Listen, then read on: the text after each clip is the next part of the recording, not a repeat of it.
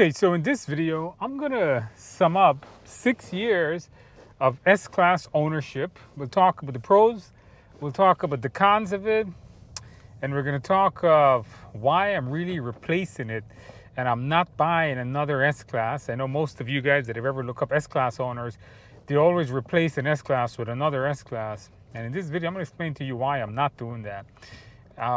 So let's just get right into it. So my first S-Class I used to drive a CLS for about 3 years. And then in 2016, I replaced my CLS with an 2016 S550, which was a huge jump from the CLS to the S-Class. And then in 2019, it was actually 2018. I replaced that S550 with an S450, which is what I'm driving right now. This is a 2019 S450 that I got in November of 2018. Okay, so let's get right into it. That's the history of the car there. I've always gotten black on black, black outside, black interior. It's just the color combination that I like. Now, let's go through the pros and cons of this and why you may want to get one or may not. So the con of it, and there isn't very many except the price tag. S-Classes are, of course, very expensive vehicles, and paying its monthly payment is very expensive. Now, just to give you guys a heads up, the first one I had was an S550 once again. That one was about $1,200 or $1,300 a month. This one is closer to $1,500 a month. It's the monthly payment on this. It was a lease that I would eventually buy over, and now I'm selling it. So it was a lease. This one, I think, 14 something or something like that. So one of the major cons of owning these cars is, of course, the incredible amount of money you're paying every month, and its massive depreciation hit. Right, these cars are known to depreciate to zero. I mean, you can find S-Classes out there for $5,000, and then your car originally cost like $100,000. So major con, price. Major con, depreciation, which is not a hidden thing when buying these cars. The dealer will tell you that too. The other major con that you're probably going to have is reliability issue that I've seen some S-Classes got. There is a stock guy down the block from me. He owns an S-Class. He has a little bit of a newer one. I think he has like a 2020 or 20. No, he hasn't a 21. He has a 2020, and he has a nightmare with this car. But for me, in the last 6 years of ownership, I have had no problems with this car. Both of them, the 550, the 450, no issues. Never had an issue with it, except it's New York City, and the potholes are, of course, crazy. And I cracked my rim, and I had to replace the rim. And replacing the rim was very, very expensive, as that cost me about $2,800 to replace the rim, and there was something else with another tire or something like that. The dealer wanted $2,800 for it. So one con that you may have that I didn't get may be reliability issues, but I never had a reliability problem. No electrical failure, nothing. I should put that in the pro column, right, for me. So the only con of this car is the price tag. That is it. I have no other really major issues with this car. Now, pro. Lots of pros with this car. Now, I will not get into the actual features of this car. There's a whole bunch of videos on S-Classes. Check Doug DeMuro channel, although I'm not sure if he reviewed an S-Class. Check other channels out there, other famous YouTubers that they go through all the features of these things. The thing with a lot of YouTubers, they just don't own the cars, right? They just have them for a few hours and review all the features, but they don't actually own it. So what are the pros? What are the pros? Well, number one, amazing comfort. Nothing drives like this car when it comes to comfort. Your seats are incredibly comfortable. Now, I have some serious back issues and spinal problem, leg issues. I'm all messed up. And this is one of the cars that I am so comfortable in that I never complain. I can take this car for incredibly long drives. Never have an issue. So incredible comfort. I'm 6 feet tall. My friend is 6'4", and he drives it, I drive it. We never have a problem ever finding a comfortable spot. You could be maybe 7 feet tall and probably still fit in this thing really comfortable. The back seat room is amazing. Everyone that has ever taken a drive in this car or has sat in those back seats or sat anywhere in this seats, oh my God, people don't know how to drive in New York City. Change lanes and put you. So comfort-wise, unimaginable. Nothing compares to it. Next thing that we have is going to be the dimensions of the car in terms of, I like a big car. I like big vehicles. So now this may be a con for you. I like a car that is not just big on the outside and the inside, but also big on the inside, on the outside. To me, I just feel safer in a bigger car. Now, some of you may not like that. Some of you may see that as a big con. I drive this car in Manhattan. I drive this car in New York City quite often, especially sometimes I use it to go to work nowadays. And I drive this car through Manhattan traffic, and it's not easy. I mean, it doesn't bother me, but for some people it would. Like my wife would find that to be a huge con, but not for me. I find that to be a huge pro. I like a big car. It just feels much more safer, especially on roads where people just don't know how to drive, which is probably going to be most of the world drivers. So to me, great outside dimension. Another pro is the look and the presence of the car. I love the way this car looks. To me, this car looks absolutely, it's one of the best looking sedans on the road. I love driving, and as you're driving down the road, you can see that Mercedes-Benz symbol right over the hood. Amazing to see that. I don't know if any other Mercedes right now has that emblem on top of the hood anymore. I think most of them is just built into the grille now. So I love seeing that. When you're going down the road, people know. I mean, if people know, okay, that guy's seriously successful. That brings me to the next pro of it. Just knowing that you own an S-Class is a great feeling. Coming out of work, stressful day at work. I am a business owner. Coming out of work, dealing with crazy people all day long, crazy customers driving me nuts. You know, it's just amazing to know that you're going to be driving home in an S-Class. You know, your comfort's there. It's incredibly quiet in here.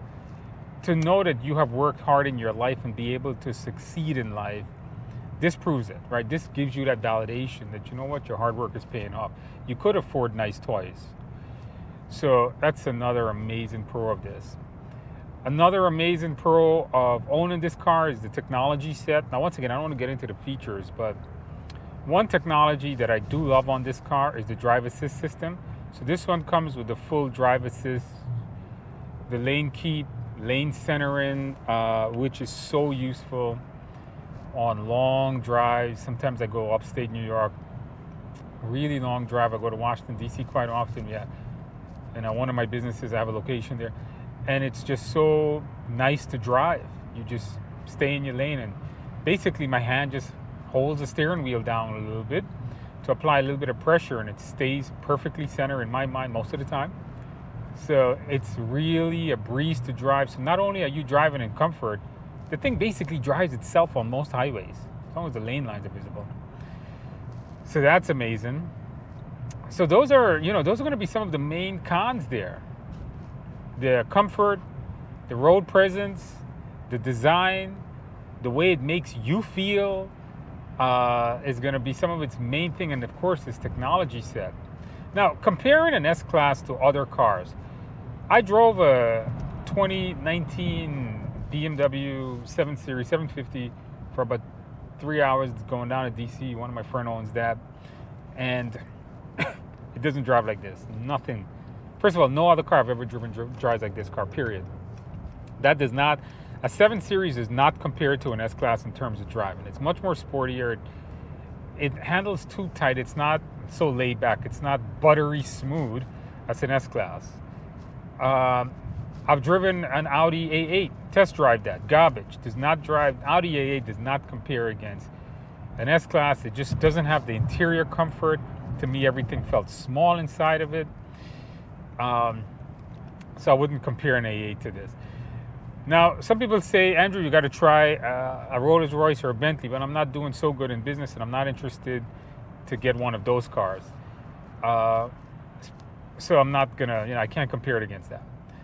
But if you are looking for something that is absolutely amazing to drive, and keep in mind, guys, I own Ferrari, I own Lamborghini, I've owned the 911 Turbo, 2017 911 Turbo. I've driven some of the best driver's car out there. I mean, right now in the garage is a 458 parked next to a C7 Corvette with a Lamborghini parked in front of it. So it's not that I haven't driven. I've driven a lot of nice cars. I've owned a lot of SUVs and cars, and none of them, and I mean none of them. First of all, forget the sports car. They drive completely different. None of the big luxury cars and SUVs that I've ever driven, I've driven a lot, drives like an S-Class. This is the standard. This is the benchmark of luxury vehicles that is still affordable, not for the ultra wealthy rich. Now, why am I getting rid of it? So let's end this video on that. Why am I not going to get a new S-Class? Well, I just mentioned that I love the look of this S-Class, and I do not like the look of the new one. To me, the new one looks like the A-Class, and the new S-Class basically looks exactly the same. I don't like the fact that Mercedes now makes the S-Class make it look like every other of their cars. Now it's just a bigger version of a cheaper car. So you're not, if you're going to go spend $120,000 is what this car, most of the sticker price would cost, it's not special anymore. I mean, when you go buy a Range Rover, it's a Range Rover. Nobody, there's no such thing as a cheap Range Rover. So, and the big Range Rover for 120 grand looks different versus the cheaper one. So you guys hear the drive alert system always beeping when I get too close to people. So the Range Rover, it looks different if you're going to go spend that kind of money. Now you're going to go spend $120,000, $130,000, and you're basically going to get a car that looks exactly like everybody else's car. So that's one of the things. So I don't like the look of the new S-Classes. It's not something I like. The other thing, the new S-Class doesn't drive much different than this. I don't care what you see in reviews, guys. I've been driving this car almost every single day. I went to the dealership to potentially get a new one. I wanted to test drive the new one. I got into it. I had just driven this there to the dealership. I got into the new one, and it was basically the exact same thing. I did not see a difference between the new S-Class and this one in terms of driving. It felt the same. It felt just like sitting in this car, and I did not like the layout. Now, contrary to what people say, a lot of you guys probably call me a hater by now. I don't like the layout of it. The screen, everything just feels so close to me. The new screen that comes down, the new vertical screen, is very much in your face. It comes all the way down up to the driver's hand because it's right next to your handset, so the screen is right in your face. I prefer things far away. So that's one thing I did not like about it. I don't see any of the new tech that made it better. The drive assist system on it is not much better than this one. It's pretty much exact same thing. It's more. It has a lot. I don't really like screens where I have to do ACs and touch the screen too much. This one still has physical buttons on it that I would prefer. I would prefer this S-Class over the new S-Class. Period. It looks better. This to me, that one may have a couple more gimmicky features, but this one has a lot more features. If you're going to go get an S-Class, consider this model before you go lease yourself a brand new one. Maybe you could buy this one for half the price. So I don't like the new one. Another reason I don't want to get another car is that it's become incredibly expensive. While this one was $1,500 a month, the new ones are going to go all the way up now to about $1,800 a month for an S500, not even a 580. So they're becoming incredibly expensive, and they don't even come with massaging seat functions, which is something I do like in this car. I think the chip supply shortage is not making that feature now on most of these S-Class from what the dealer told me. So it's less features. It was $300 more. To me, I didn't like the look of it. It just didn't have the road presence that this one does. And it wasn't a better car. The new S-Class to me is a step down in terms of looks. It may have more features, but again, in terms of look, and to me, look look means look goes a far way. The other reason is that I'm actually making money on this. So I'm making $7,000 by selling this car. So the lease was up back in November. And I went to Mercedes. I called a few places just to see, the car market's crazy right now. And I said, hey, what can I get for this car? And I got an offer for $65,000. And returning the car, my buyout was at 53 with taxes 58. So I decided to purchase the car right out. And this is my last week with the car. The car goes, I got a buyer at the same dealership I got the car from. He's willing to give me $65,000 for the car. So that's another reason why I'm going to get rid of it, because I'm going to make $7,000 on it. So with the not liking the new looks, not seeing any new features that I want, and making $7,000, I'm just going to get rid of it, because I've been driving this type of car for 6 years now. I prefer just to, try something new. And I did buy another replacement that's going to be coming hopefully in 2 weeks. A few months ago, I bought a replacement for this car. It is drastically cheaper. It's half the price. It's much faster. I'm not going to tell you what it is, but later on, in another video, whenever I get it, I'll tell you guys what it is. So I've decided, you know what? I don't think I want another S-Class. I think I'll never forget it. That's what I would tell you guys. You guys saw I have a GLS in the previous video I did when I didn't like the Escalade. So what I am going to do is I will get another S-Class at some point in the future. Maybe when the GLS lease is up, when I don't need a three-row SUV anymore. And the GLS is very, very comparable to this, incredibly comparable. It drives almost as good as this. It's just higher off the ground. Suspension is good, seating position is good. It has the same type of screen layout as this, so that's what I like. If you drive the GLS, you drive the S-Class, you're not going to really notice much of a difference between them. So I would say, do I need another S-Class? No, I have the GLS now that drives almost as good as this, has all the same features. So I really don't think I need this car anymore. I want something a little bit more sportier. Not to mention, if I'm going to be spending $1,800, I'm going to prefer to put it towards another exotic car than putting it towards a car that would depreciate down to zero. At least when you buy an exotic car, it's not going to go to zero. If you buy the right one, that is. Okay, so those are the reasons why I am getting rid of it. In another video, I'll post on why I'm replaced and what car I replaced it with. So hopefully you guys enjoyed this video. If you did, give it a thumbs up. Hey, subscribe to the channel. I am a pretty new channel. I'm a car guy, just doing something extra on the weekend. If you like my content, subscribe to the channel, and I'll see you guys in the next video.